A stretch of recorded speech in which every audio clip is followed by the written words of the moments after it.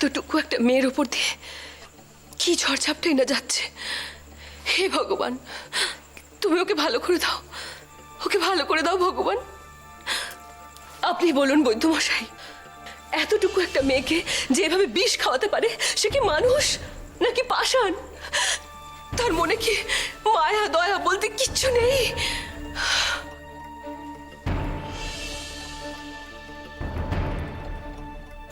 আমার সন্তানের যদি কিছু হয়ে যায়,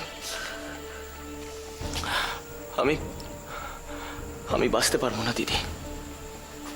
আমি জানি উপদেশ, আমি জানি সন্তানের কিছু হয়ে গেলে পিতার মনের কি অবস্থা হয় তা আমি বুঝি ভাই।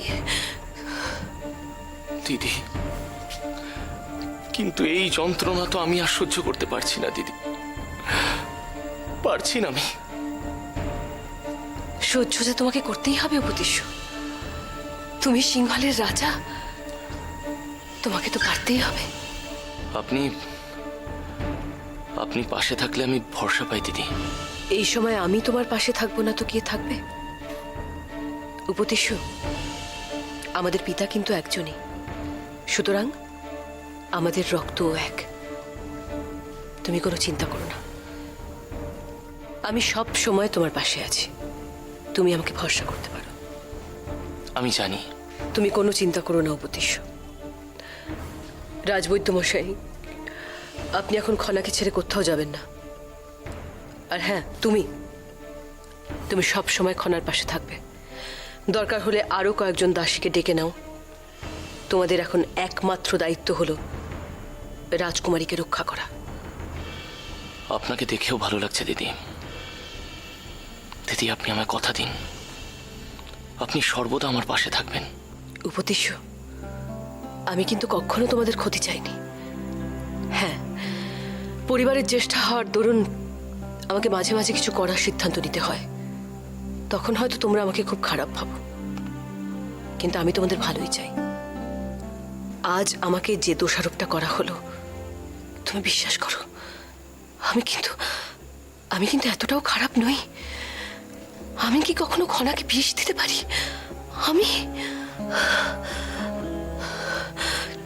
তুমি বলো উপদেশ, এই কথাটা শোনার পর আমি কি করে খনার খেয়াল রাখবো? এই কথাটা শোনার আগে আমার কেন মৃত্যু হলো না? একমাত্র তুমি যদি আমায় অনুমতি দাও, তবেই আমি খনার দায়িত্ব নিতে রাজি আছি। দিদি, আপনি আমায় ক্ষমা করে দিন। আমি ঐশিকার হয়ে আপনার কাছে ক্ষমা চাইছি। দিদি, ঐশিকা পাগল হয়ে গেছে, ও পাগলের প্রলাপ বকছে। ওর কথা আপনি কানে নেবেন না দিদি। আপনি স্বচ্ছন্দে খনার দায়িত্ব নিন। দেখেছেন বৈদ্যমশাই, দেখেছেন? একেই বলে রক্তের টান, রক্তের সম্পর্ক। আমার ভাই কিন্তু আমায় ভুল বোঝেনি বৈদ্যমশাই। খনা মাখো, তুই খুব তাড়াতাড়ি ভালো হয়ে ওঠ, সুস্থ হয়ে ওঠ। তুই এভাবে শুয়ে থাকলে যে গোটা রাজপ্রাসাদটা অন্ধকার হয়ে থাকে মা। তুমি এতটা ভেঙে পড়ো না উপদেশ।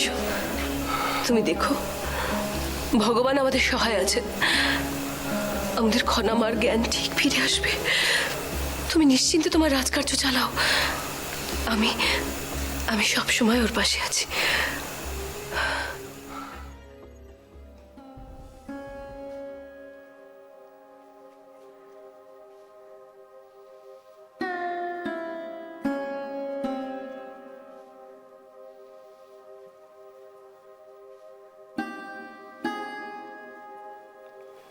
রাজপুরোহিত মশাই, আসতে পারি? আসুন আসুন আসুন বৈদ্য মশাই, বসুন। মিহিরের আবার কি হলো? একদিন রাতে খুব কাশতে কাশতে ওর ঘুম ভেঙে গেল। তারপর প্রবল শ্বাসকষ্ট শুরু হয়। কোনো মতে জল টল খাইয়ে সেদিন রাতে ঘুমিয়েও পড়ল। বেশ। কিন্তু তারপর দিন সকাল থেকেই দেখছি কি হলো? তার পরের দিন সকাল থেকে কি হলো? পরের দিন সকাল থেকে মিহির আর কোনো কথা বলছে না রাজবৈদ্য মশাই। হাসছে না, খাওয়া দাওয়া করছে না, খেলাধুলা পর্যন্ত করছে না, একদম চুপ হয়ে গেছে। আমরা বড় চিন্তায় আছি রাজবৈদ্য মশাই। দাঁড়ান, আমি আগে মিহিরকে পরীক্ষা করে নিই, কেমন?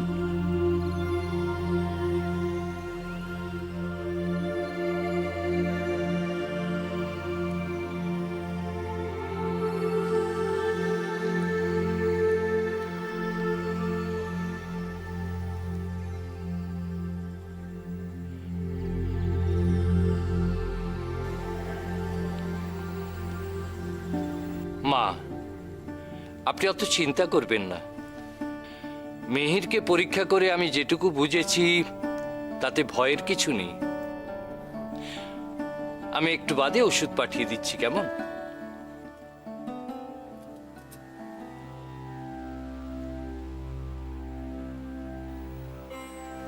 রেবতী, তুমি একটু মিহিরের পাশে থাকো, আমি বৈদ্যমশাইকে একটু এগিয়ে দিয়ে আসি। আসুন। প্রণাম রাজপুরোহিত মশাই। প্রণাম। প্রণাম রাজবৈদ্য মশাই। প্রণাম। মিহির এখন কেমন আছে? একই রকম আছে। রাজবৈদ্য মশাই তো এলেন, দেখে গেলেন, দেখা যাক কি হয়। আপনি রেবতীর সাথে কথা বলুন, আমি বৈদ্যমশাইকে একটু এগিয়ে দিয়ে আসছি। যান, আসুন বৈদ্যমশাই। চলুন।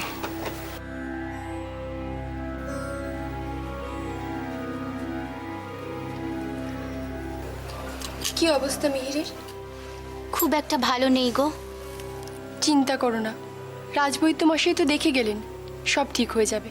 এইটুকু আশা নিয়েই তো বেঁচে আছি এখন। বিশ্বাস করো, মিহিরের কিছু একটা হয়ে গেলে আমি সহ্য করতে পারবো না।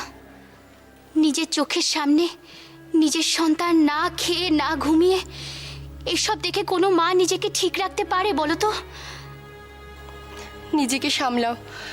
তোমার এখন মিহিরের পাশে শক্ত হয়ে দাঁড়ানোটা প্রয়োজন। আর তাছাড়া তুমি তো ভাগ্যবতী। তোমার ছেলের এইরূপ অবস্থায় তুমি তার পাশে থাকতে পারছো। অনেকের ভাগ্যে তো তাও জোটে না। মানে তুমি কার কথা বলছো? কেন? আমাদের রানীমা। রানীমা? কেন, কি হয়েছে তার? সে কি তুমি জানো না? না, কি? রাজকুমারীকে যে বিষ দেওয়া হয়েছে, তার জন্য রাজকুমারীর থেকে রানীমাকে আলাদা করে দেওয়া হয়েছে। কি বলছো কি তুমি?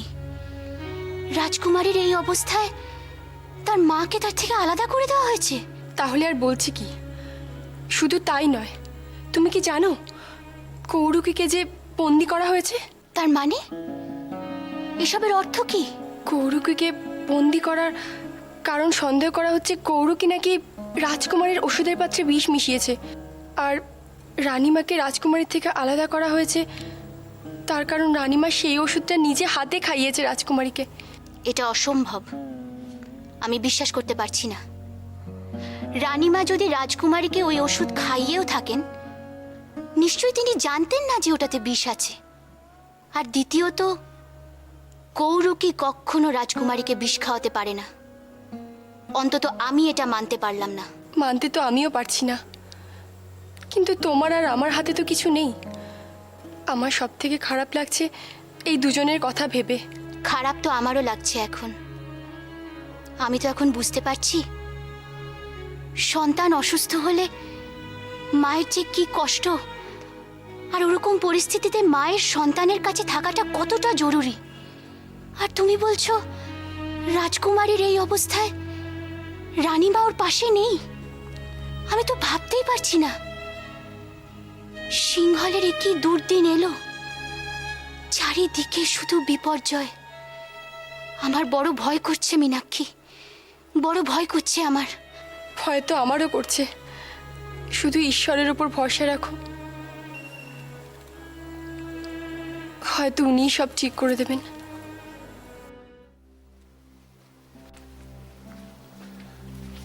কি বুঝলেন রাজবৈদ্য মশাই? আমার মিহিরের কি হয়েছে? ঠিক বুঝতে পারছি না। সত্যি কথা বলতে কি, আপনার স্ত্রীর সামনে কথাগুলো আমি বলতে চাইনি। মিহিরের যা হয়েছে তা আমার চিকিৎসা বিদ্যা দিয়ে বোঝা সম্ভব নয়। এর অর্থ কি রাজবৈদ্য মশাই? আপনি কি আমার মিহিরের সম্পর্কে কিচ্ছু বলতে পারবেন না? না, দেখুন, আমি একজন সামান্য চিকিৎসক। মিহিরের যা হয়েছে তা চিকিৎসা শাস্ত্রের ঊর্ধ্বে। তাহলে আমি ঠিক জানি না, তবে এটুকু বলতে পারি, আপনি মিহিরকে কিছু সময় দিন। এই মুহূর্তে সিঙ্গলের অবস্থা খুব খারাপ। চারিদিকে যা সব ঘটছে তা আগে থেকে অনুমান করা সম্ভব নয়। আপনি ঠিকই বলেছেন রাজবৈদ্য মশাই, চারিদিকে শুধু অনাচার আর অনাচার। একবার ভেবে দেখুন তো, রাজপ্রাসাদের ভেতরে ঢুকে রাজকুমারীকে বিষ খাওয়ালো। কি ভয়ঙ্কর অবস্থার মধ্যে কোন দেশে আমরা বাস করছি। আমি তো এও শুনলাম কৌরকি আর রানীমাকে নাকি এ ব্যাপারে দোষী সাব্যস্ত করা হয়েছে। আপনাকে একটা কথা বলি, দেখবেন কথাটা যেন আপনার আমার মধ্যেই সীমাবদ্ধ থাকে। আপনি নিশ্চিন্তে বলতে পারেন। দেখুন, চিকিৎসার কারণে এই রাজপ্রাসাদের অন্দরমহলে আমার দীর্ঘদিন ধরে যাতায়াত। সেই অভিজ্ঞতা থেকেই বলছি, রানীমা আর কৌরকিকে আমি যতদূর জানি তাদের পক্ষে এই কাজ করা সম্ভব নয়। আমি আপনার সাথে এ ব্যাপারে একমত রাজবৈদ্য মশাই। কৌরকি রাজকুমারীকে এতটাই ভালোবাসে, রাজপ্রাসাদে তার উপরে যদি কোনো রকম অত্যাচার হয়েও থাকে বা কোনো রকম অবিচার, তাহলে তার প্রতিশোধ সে কখনোই রাজকুমারীর উপর থেকে নেবে না। আর রানীমা, এ ব্যাপারে তো কোনো প্রশ্নই ওঠে না। সত্যি আমরা এক খুব খারাপ অবস্থার মধ্যে দিয়ে চলেছি। না হলে একবার ভেবে দেখুন, এই সময় এক অদ্ভুত জ্বরের প্রকোপ দেশে দেখা দিয়েছে এবং তাতে লোক মারাও যাচ্ছে। আমি ওই খবরটা পেয়েছি রাজবৈদ্য মশাই। এর কি কোনো প্রতিকার নেই? দেখুন, আমি আমার সাধ্যমতো চেষ্টা করব। আপনিও ভেবে দেখুন ধর্মীয় দিক দিয়ে কিছু করা সম্ভব কি না। না না, আপনি মিহিরকে নিয়ে চিন্তা করবেন না, ওকে ওর মতো থাকতে দিন, দেখবেন সব ঠিক হয়ে যাবে। আমি এখন আসি, প্রণাম। প্রণাম রাজবৈদ্য মশাই।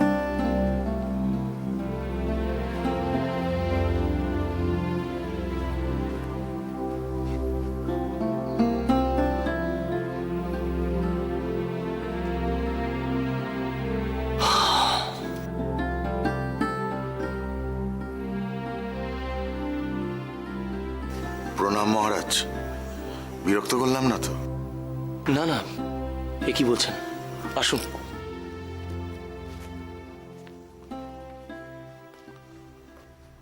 মহারাজ, রাজকুমারী এখন কেমন আছেন?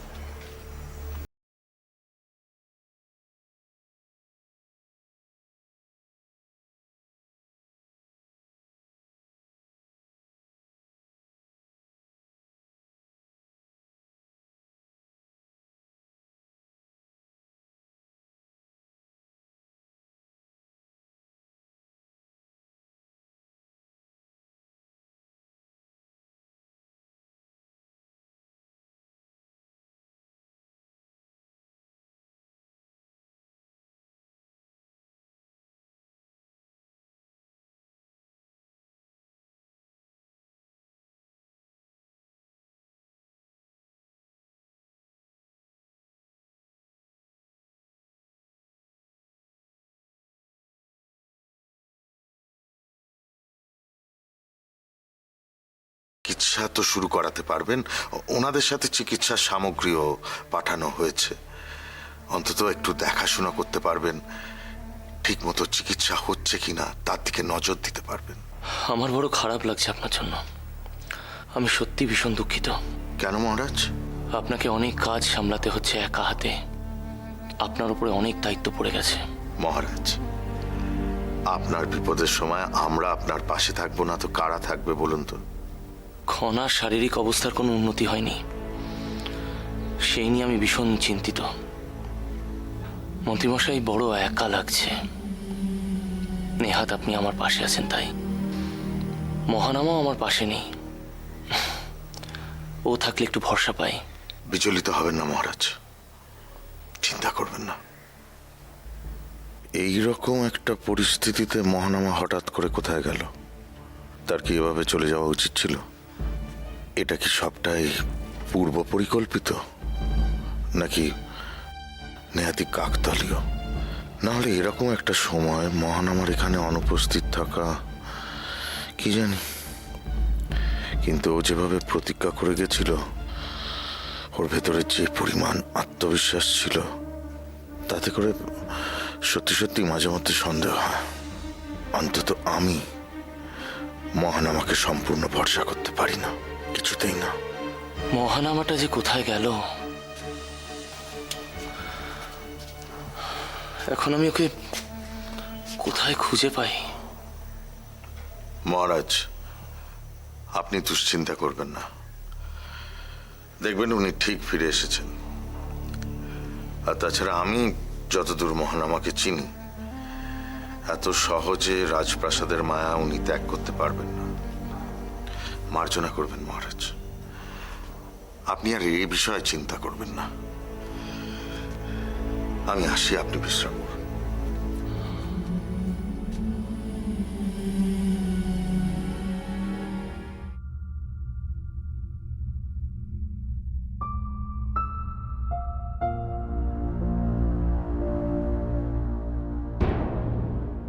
কিরে পবিত্রা, তুই?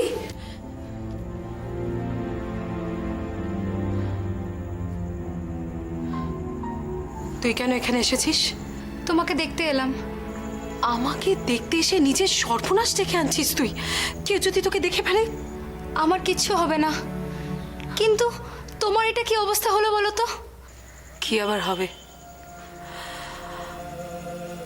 আমার ভাগ্যে যা ছিল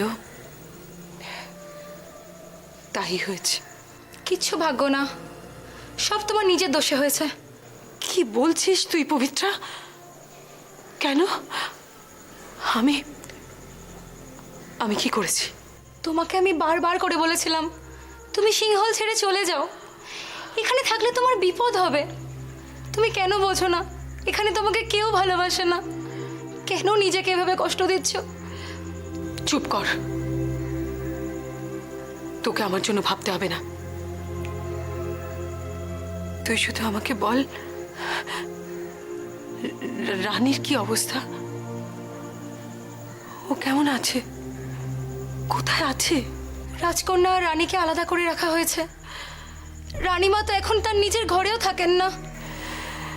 খনার কাছ থেকে রানীকে আলাদা করে দিয়েছে।